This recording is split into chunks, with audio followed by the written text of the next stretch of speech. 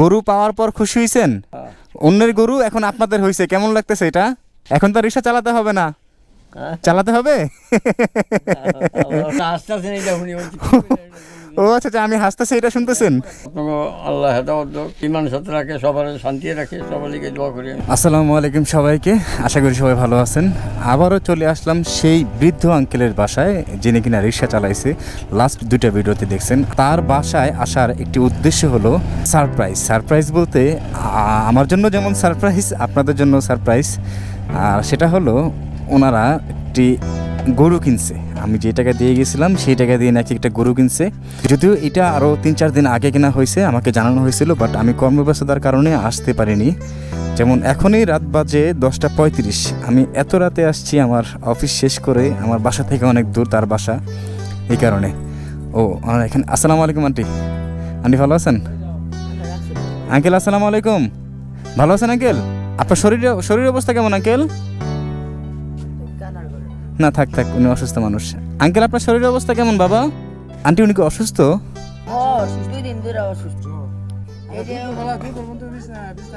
দুপুর পর্যন্ত। অজুর ভাই আসসালামু আলাইকুম, ভালো আছেন আপনি?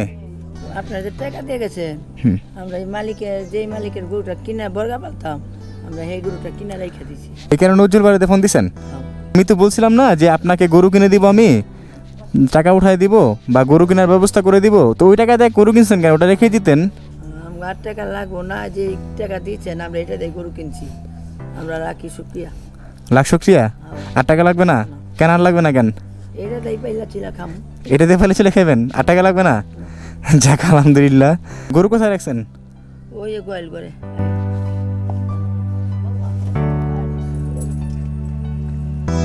ও এটা না?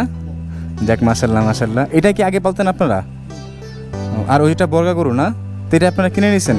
এটা কিনা রেখেছি এটা কিনে নিয়েছেন? যাক। এটা দুধ দেয় কেমন? 5-6 কেজি। যাক আলহামদুলিল্লাহ। তো এইটা কেনার কারণ কি? আপনারা তো হাটের থেকে কিনতে পারতেন। হাটের গরু দুধ হয় না, গরুর পিছিয়ে মায়া পড়ছে দেখে ছাড়াইনি। ও মানে গরুর প্রতি মায়া পড়ছেন দেখে ছাড়েন না আর? যাক আলহামদুলিল্লাহ, ভালো। এখন তার কোনো চিন্তা নেই আন্টি না? আসেন, আপনি তো আমার মায়ের মতো। মার মতন বুঝা তো দেবেন না। এখন কি খুশি লাগে না গরু পাওয়ার পর থেকে? ওনার কি সবসময় ওষুধ লাগে না? বাবা ভালো আছেন আপনি? যাইছে বাজার, মনে কিছু নিয়েন না। না না, আমরা এত রাতে আসছি, কষ্ট না, আপনাকে কষ্ট দিতেছি বারবার আপনার বাসায় এসে।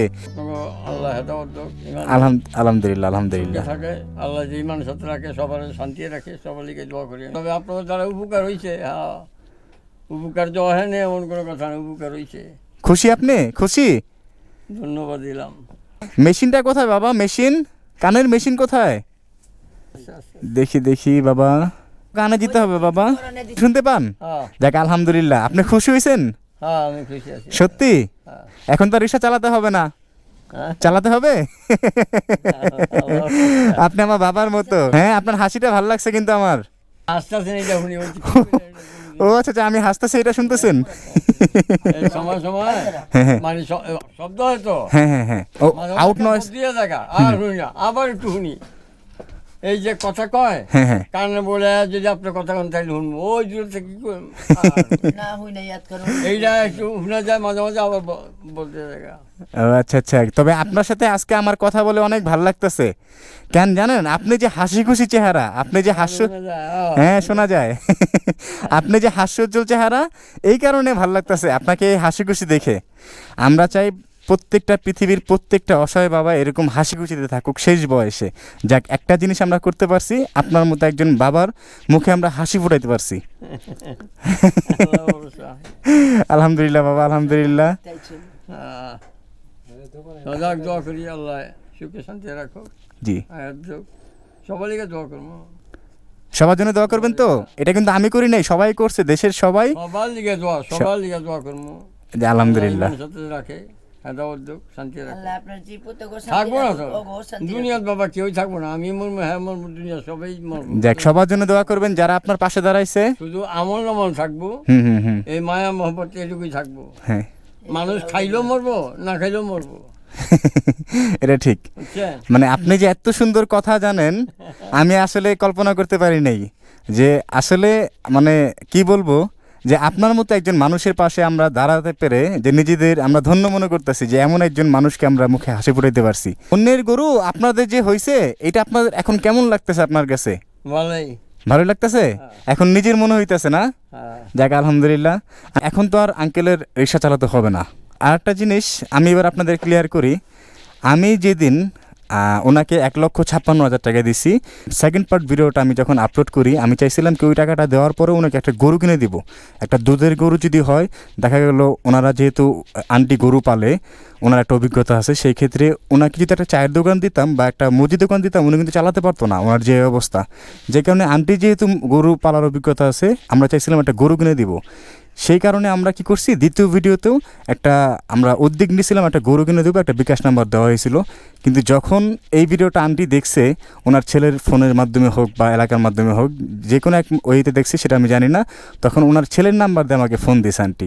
ফোন দেওয়ার পর আমাকে বলতেছে যে বাবা আমাদের গরু কেনার লাগবে না, আমাদের আর কোনো টাকা পয়সা লাগবে না, আপনি যে টাকাটা আমাকে দিয়ে গেছেন সেই টাকাটা দিয়ে আমি একটা গরু কিনতে পারবো। আর আমি যেই বর্গা গরুটা পালি সেই গরুটা আমি মালিকের কাছ থেকে বলে এই গরুটা আমি কিনবো, প্রয়োজনে মালিক আর একটা কিনে আমাকে বর্গা দিবে। তো আমার এই কথাটা শোনার পর আমার এত ভালো লাগছে যে একটা জিনিস দেখলাম যে ওনাদের মধ্যে কোনো লোভ নাই। এই জিনিসটা আমার সবচেয়ে ভালো লাগছে। যদি লোভ থাকতো তাহলে 1,56,000 টাকা দেওয়ার পরেও ওনারা বলতো যে হ্যাঁ একটা গরু কিনে দিয়ে যান। কিন্তু তারা কি করলো, তারা চিন্তা করলো যেই টাকাটা দিছি এটা দিয়েই বাকি জীবন আমরা করতে পারবো।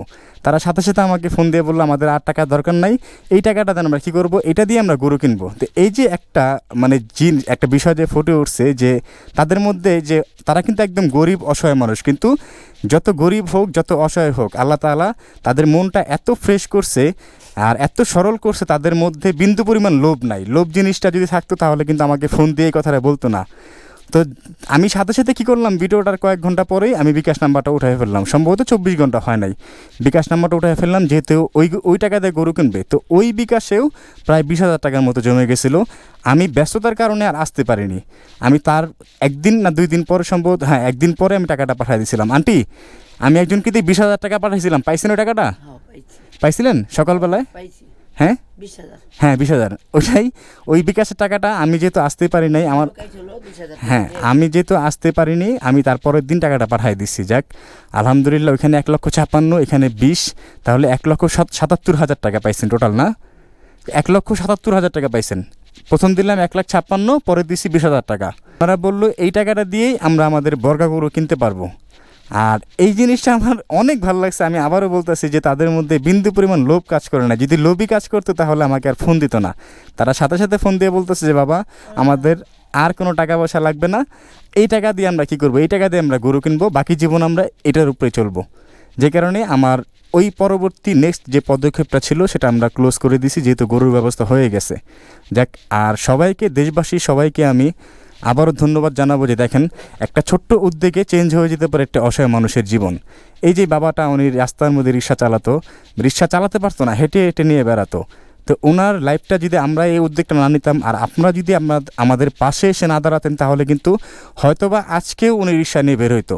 কিন্তু আমাদের ছোট্ট একটি উদ্যোগ আর আপনাদের বিশাল যে উদারতার যে পরিচয়, আপনারা যে সাহায্যে এগিয়ে আসছেন, আপনাদের কল্যাণেই একটা বাবার জীবন কোন জায়গা থেকে কোন জায়গায় চলে আসছে, অ্যাটলিস্ট ওনাকে আর রিক্সা চালাতে হবে না। তো এটার জন্য আপনাদের স্পেশালি আবার থ্যাঙ্কস আন্টি, আমি অনেক খুশি হয়েছি। ভালো থাকবেন, অনেক রাত হয়ে গেছে, আমি কি চলে যাব? থাকেন, খাওয়া দাওয়া করে কালকে যাই। আজকে থাকবো, খাওয়া দাওয়া করে কালকে যাব। কালকে যে আজকে রাত থাকার জায়গা আছে, থাকার জায়গা আছে। আপনার কষ্ট, হ্যাঁ কষ্ট দিলে আপনাকে এত কষ্ট পেয়ে যায়। আমরা যদি এখানে থাকি আপনারা থাকবেন কোথায়? আমিও থাকার জায়গা আছে, অন্য আমিও থাকার ব্যবস্থা হইব। হ্যাঁ আমাদের আল্লাহর রহমতে ইনশাআল্লাহ আল্লাহ করবে। ওটা কোনো আল্লাহ থাকবে না, ব্যবস্থা অনেক করে দিবে। যাক আলহামদুলিল্লাহ বাবা, না খাওয়ানোর ব্যবস্থা করে দেওয়ার পরে তো ব্যবস্থা করে দিবে। যাক আলহামদুলিল্লাহ। আপনি খুশি তো না বাবা? হ্যাঁ আপনি খুশি অনেক। যাক, আপনাকে এরকম হাস্যোজ্জ্বল দেখে নিজে যে কতটা খুশি হয়েছে বাবা, বিশ্বাস করবেন না আপনি যে আপনার মতো একজন মানুষের পাশে আমরা সবাই মিলে দাঁড়াতে পারছি। তাহলে আন্টি আমরা চলে যাই বাবা, আমরা আসি, আর একদিন আসবো ইনশাল্লাহ। ইমান দিয়েছে।